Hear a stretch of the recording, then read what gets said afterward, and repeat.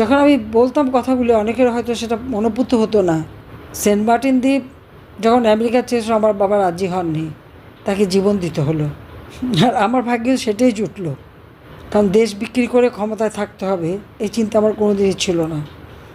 আর যে দেশটা জাতির পিতা বঙ্গবন্ধু শেখ মুজিবুর রহমানের ডাকে সাড়া দিয়ে এদেশের মানুষ অস্ত্র তুলে নিয়ে যুদ্ধ করে 30 লক্ষ মানুষ জীবন দিয়ে স্বাধীন করেছে, সেই দেশের 1 ইঞ্চি মাটি কাউকে ছেড়ে দেওয়া, এটা তো কারো নিয়ত হতে পারে না। কিন্তু আজ কি দুর্ভাগ্য, এমন এক ব্যক্তি ক্ষমতা আসলো, সবাই নাকি তা সারা দেশের মানুষের একেবারে খুব পছন্দের মানুষ, বিশ্বের পছন্দের মানুষ, আর সেই মানুষ আজকে ক্ষমতা এসে কী হলো? আর এই লোকটাকে তো তার যত অর্থ মানে প্রতিপত্তি সবগুলি খোলা দরজা খুলে তো আমি দিয়েছিলাম, আমার কাছে হচ্ছে হাত পেতেছিল। আমি যখন 96 সালে সরকার গঠন করি, গ্রামীণ ব্যাংকে টাকা নেই, টাকাগুলি যে সে সরিয়ে রেখেছে কল্যাণ ফান্ড করে, সেটা তো আমার জানা ছিল না। মানে এত বড় চিটিং করবে সেটা তো ওকে আমরা ধারণাই করতে পারিনি। মানুষ যে এত ভিতরে এত শয়তানি বুদ্ধি থাকবে আমি জানবো কোত্থেকে।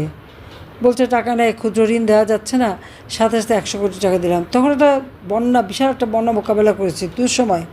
তারপরে আবার আসলো 200 কোটি টাকা, আবার আসলো 300 কোটি টাকা, 400 কোটি টাকা আমরা দিয়েছি মোট। সে টাকা কিন্তু কোনো হদিস নাই। আমাকে বলা হলো গ্রামীণ ফোন এটা ব্যবসাটা দিলে পরে আমি যখন সমস্ত অ্যানালগ ফোনকে ডিজিটাল করা মোবাইল ফোন উন্মুক্ত করে দিলাম টেন্ডারে, যে কটা কোম্পানি চাই আমি দিয়ে দেবো, মানুষের হাতে হাতে থাকবে। ডক্টর ইউনূসকেও একটা দিয়ে দিলাম, কারণ তিনি প্রতিদিন আমার কাছে ধন্যবাদ দিতে, আমি দিলাম। সেটাও তো সে বলতে গেলে ওখান থেকেই টাকা বানিয়ে কিন্তু মেরে খেলো। আমি জানি না এখন কারো মনে এই প্রশ্ন জাগে না কেন, যে এই যে 6,000 টাকা বেতনে যে ব্যক্তি 1990 সালে গ্রামীণ ব্যাংকের এমডির চাকরি পেল এবং চাকরি করত, সে কী করে দেশে বিদেশে হাজার হাজার কোটি টাকার মালিক হলো, এই কথাটা কারো মনে প্রশ্নটা জাগলো না কেন? বারবার তো আমাদের পরীক্ষা দিতে হচ্ছে। 2001 সালে বিএনপি এসে খোঁজ করলো আমাদের কোথায় কী সম্পত্তি আছে। খোঁজ করতে করতে মজার ব্যাপার হলো যে আমেরিকায় FBI খুঁজে বের করলো তারেক জিয়ার দুর্নীতি, সেই সিমেন্সের কাছ থেকে টাকা খাওয়া, খালেদা জিয়ার নাইকোর দুর্নীতি, এবং FBI লোক কিন্তু এসে তারেক জিয়ার বিরুদ্ধে সাক্ষী দিয়ে গেছে। আর নাইকোর কেসে FBI কিন্তু অপেক্ষা করছিল এসে সাক্ষী দেবে। তখন খালেদা জিয়া অসুস্থ দেখে আর কোর্টে যেতে পারে না, বিচার দেরি করতে করতে এখন তো যাক ইউনূস সাহেব এসে সব নিজের যত দুর্নীতির মামলা, 5টা দুর্নীতির মামলা, মানি লন্ডারিং, গ্রামীণ ব্যাংকের টাকা, গ্রামীণ ফোনের টাকা, সব এমনকি শ্রমিকদের টাকা মেরে খেয়ে শ্রমিক আদালতে সাজাপ্রাপ্ত আসামি হচ্ছে ডক্টর ইউনূস। চলে চলে মাসতুতো ভাই, এবং ক্ষমতা এসে যত দুর্নীতির মামলা ছিল সব বাতিল করে দিল, নিজেরটাও করলো, বাকিদের করলো। আর যেহেতু সে ক্ষমতাটা দখল করেছে জঙ্গিদের সহায়তায়, সন্ত্রাসীদের সহায়তায়, যে সমস্ত জঙ্গিরা এমনকি বিভিন্ন আন্তর্জাতিক ক্ষেত্র যারা নিষিদ্ধ, যাদেরকে হাত থেকে বাংলাদেশের মানুষকে আমরা রক্ষা করেছিলাম, জঙ্গি হামলা একটা মাত্র হামলা হওয়ার পরেই আমরা কঠোর ব্যবস্থা নিই, অনেকে গ্রেপ্তার হয়, বন্দি থাকে, সবাইকে মুক্ত করে দিল, জেলখানা খালি, যত জঙ্গি সন্ত্রাসী খুনি সব ছেড়ে দিল। এখন বাংলাদেশ সেই জঙ্গিদের রাজত্ব, সেই জঙ্গিদের উপর নির্ভর করেই, তাদেরকে ব্যবহার করে,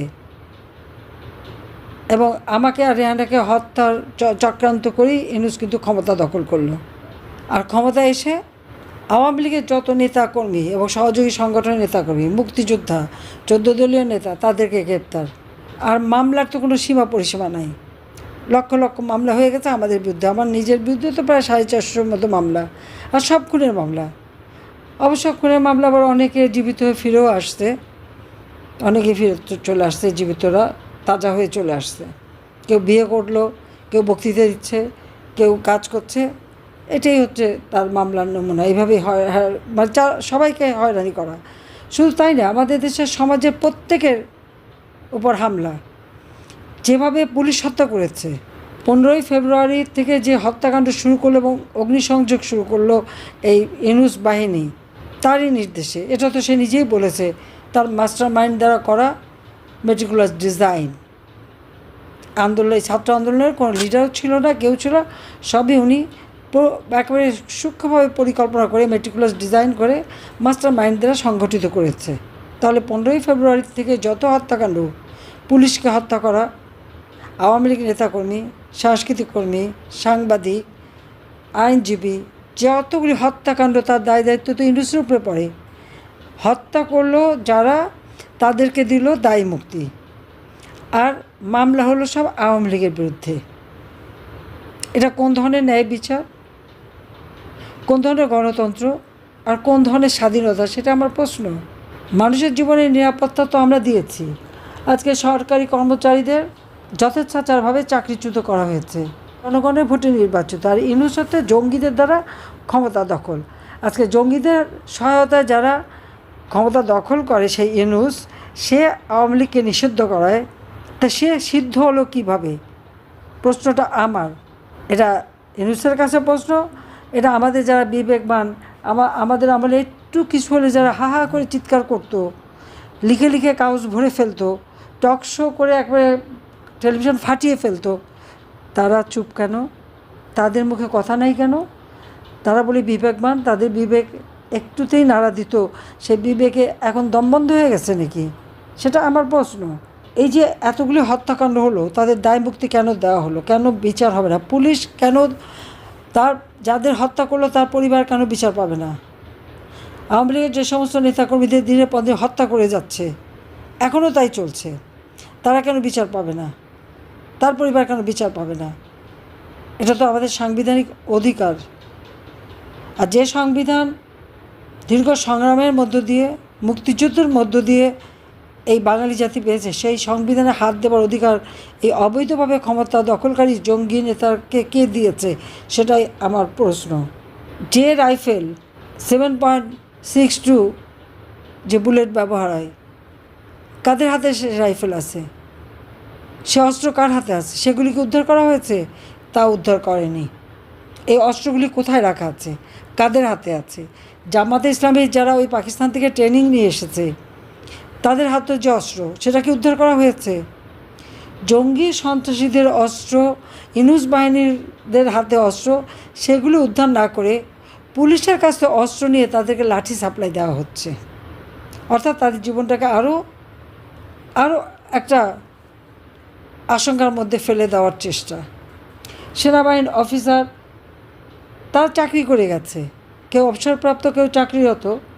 হ্যাঁ, বাংলাদেশে যখন এই ইউনূস বাহিনী জঙ্গি হামলা চালাচ্ছে, তখন আইন শৃঙ্খলা রক্ষাকারী বা যখন সেনাবাহিনী ডিপ্লয় করা হয়েছে, বা তাদের তো দায়িত্ব মানুষের জানমাল রক্ষা করা এবং জঙ্গিদের বিরুদ্ধে ব্যবস্থা নেওয়া। আর সেটা কি অপরাধ? আজকে সেটাই অপরাধ। তাদের সকলের মামলা দেবে, তাদের বিরুদ্ধে নানা রকম ব্যবস্থা, তাদের পাসপোর্ট কিনে নেওয়া, নানা রকম হয়রানি করা হচ্ছে। যে ক্ষমতায় আছে তা তো দখল করা ক্ষমতা, যার জনগণের ম্যান্ডেট নাই, সাংবিধানিক ভিত্তি নাই, ওই পদেরও তো কোনো ভিত্তি নাই, অস্তিত্ব নাই। তো সে কী করে এই আইন পরিবর্তন করে পার্লামেন্ট ছাড়া? এটাই তো বেআইনি। আর সেই আইসিটিতে সবার বিচার, একই মামলায় আমাদের বিরুদ্ধে মামলাও আছে, আবার আইসিটিতে একই বিচার হবে। এটা তো সম্পূর্ণ অবৈধ, অনৈতিকভাবে করা। আজকে আওয়ামী লীগকে কি কোনো কাজ করতে পারবে না, আর আওয়ামী লীগ করে দেখে তাদের গায়ে হাত তুলবে। আমার প্রশ্ন, মব জাস্টিসের নামে যারা খুন খারাপি করছে, এখানে তো জনগণ নাই, এখানে তো জঙ্গি সন্ত্রাসীরা করে যাচ্ছে। চাপাতি, চাইনিজ কুলার সব কিছু নিয়ে সেই চিফ জাস্টিস থেকে শুরু করে নির্বাচন কমিশন থেকে শুরু করে সব জায়গায় তো হামলা করে করে তাদের পদত্যাগ করায়। ছাত্রদের দিয়ে শিক্ষকদের অপমান করানো, জুতার মালা গলায় পড়ানো, স্কুলের ছাত্রছাত্রী থেকে শুরু করে ইউনিভার্সিটি পর্যন্ত সবার এইভাবে অপমান করা শেখাচ্ছে। এই জেনারেশনটার ভবিষ্যৎ কী? যারা শিক্ষকদের অবমাননা করা শেখাচ্ছে আর করাচ্ছে, আর কি সব কিছু গায়ের জোরে অস্ত্র দিয়ে।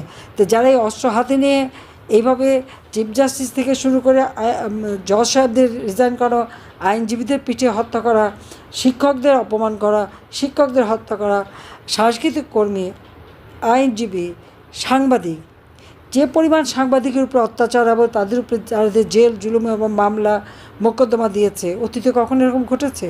তো যারা এগুলি করছে, সাংবাদিকদের হত্যা করছে, তাদের বিচার হবে না? ওটা হলো নিয়মে হয়ে গেছে। কোন নিয়মে হলো এটা? দায় মুক্তি দিলেই কি দায় মুক্ত হয়ে যায়? দায় মুক্তি দিয়ে তো ইউনূস এটাই প্রমাণ করালো যে এরাই প্রকৃত অপরাধী, আওয়ামী লীগও না, অন্য কেউ না।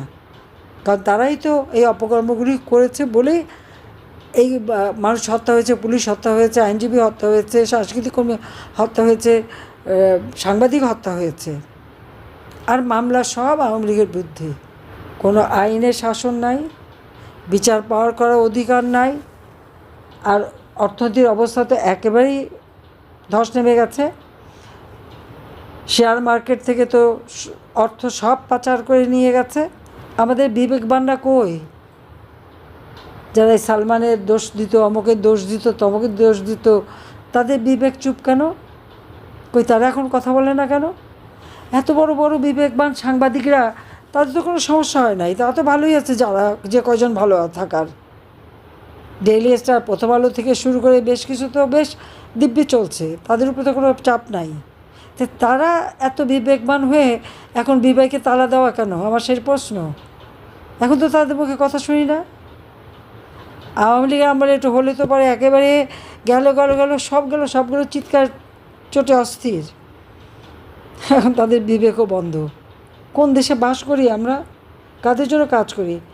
আবার দেখেন মমতাজ একজন গায়িকা, তার গান সারা বাংলাদেশ পছন্দ করে, তাকে গ্রেপ্তার করে কোর্টে নিয়ে কোর্টে আসবে, তাকে তার গায়ে হাত তোলে, তাকে চট থাপ্পড় মারে, তার মারে। কীরকম অসভ্যতা! একজন মহিলা তো। আর তোদের ঘরে মা আছে, বউ আছে, মেয়ে আছে, তা এইভাবে একটা মেয়ের গায়ে হাত তোলে কীভাবে তারা? এখন মানবতাবোধ কোথায়? সে মানবাধিকার সংস্থাগুলি কোথায়? তাদের এত বিভাগ বাংলা কোথায়, সেটা আমার প্রশ্ন। আওয়ামী লীগ অপরাধটা কী করেছে? আওয়ামী লীগ এদেশের মানুষের পেটে খাবারের নিশ্চয়তা দেয় নাই, দিয়েছে। আওয়ামী লীগ ঘরে ঘরে বিদ্যুৎ দিয়ে আলো জ্বালে নেই, আমরা আলো জ্বেলেছি। শিক্ষা, চিকিৎসা, মৌলিক অধিকার একে একে সবগুলো আমরা নিশ্চিত করেছিলাম। মানুষের জীবনে আমরা শান্তির নিরাপত্তা দিয়েছি। দিন রাত যখনই চলাফেরা করতো আমরা সেটা নিশ্চিত চলাফেরার ব্যবস্থা করে দিয়েছি। আজকে যতগুলো স্থাপনা আমরা করেছি, কাদের জন্য? সাধারণ মানুষ নিরাপদে চলতে পারে, তার জন্যই তো। সে প্রথমে আগুন দিয়ে পোড়ালো, এখন আবার সেগুলি ব্যবহার করে। আমার করা কাজ যেগুলো এখন শেষ হয়েছে, সেগুলো আবার উদ্বোধন করার সময় গাল ভরে কথা বলে যে তারা এদিকে করে ফেলেছে। 6-7 মাসের মধ্যে সব করে ফেললো। এটা হয় কখনো? আজকে বাংলাদেশের বর্ডার কোথায়? মিয়ানমার বর্ডারে নিয়ন্ত্রণ হারিয়ে ফেলেছে। লজ্জা হয় না যে একটা দেশের স্বাধীনতা সার্বভৌমত্ব বিক্রি করে দেয় ক্ষমতায় থাকার জন্য? আজকে আমাদের দেশটা কোথায় নিয়ে যাচ্ছে? সারা দেশের মানুষকে কত বড় একটা বিপদের মুখে ফেলে দিয়েছে। আজকে যদি ওখানে মিয়ানমার গভর্নমেন্ট আক্রমণ করে, সেই আক্রমণের ধাক্কা তো বাংলাদেশে এসে পড়বে। মানুষের জীবনের নিরাপত্তা দেবে কীভাবে এই ডক্টর ইউনূস? ক্ষমতার লোভী সে আজকে বাংলাদেশের স্বাধীনতা সার্বভৌমত্ব ধুলা মিশিয়ে দিচ্ছে। কি মানবিক করিডর, অমক সমক, তার আবার নতুন নামও বদলাচ্ছে। দরকারটা কি? আমরা তো 11 লক্ষ রোহিঙ্গাকে মানবিক কারণে আশ্রয় দিয়েছি, সেগুলি বৃদ্ধি পেয়ে এখন প্রায় 13 লক্ষে দাঁড়িয়েছে। বলেছিল ক্ষমতা আসতে না আসতেই সব রোহিঙ্গাকে সে ফেরত দিয়ে দেবে। কথা বলেনি আন্তর্জাতিক ফোরামে, যে বলেছে, দেশে বলেছে কই 8 মাসে কয়টা রোহিঙ্গা ফেরত দিতে পারছে? একটাও পারেনি। বরং আরও 1.5 লক্ষ রোহিঙ্গা বাংলাদেশে ঢুকে গেছে। আজ পর্যন্ত যে কটা কথা বলেছে ডক্টর ইউনূসকে একটা কথাও রাখতে পেরেছে? রাখতে পারে নাই। সব মিথ্যা কথা ফুলঝুরি দিয়ে মানুষকে ভুলিয়েছে। তো এই অবস্থায় তো একটা দেশকে আমরা শেষ হয়ে যেতে দিতে পারি না। কাজে যারা কথা শুধু নির্দেশ, আমি নির্দেশ দিচ্ছি, প্রতিদিন মিছিল মিটিং করে, লিফলেট করে মানুষের ঘরে ঘরে পৌঁছে দেওয়ার প্রতিবাদ করতে হবে যে সমানের সমান না হলে টিকে থাকা যাবে না। এবং সেইভাবে প্রস্তুতি হয়ে নামেন। যার বাড়িতে হামলা করছে তাদের উপযুক্ত শিক্ষা দিতে হবে।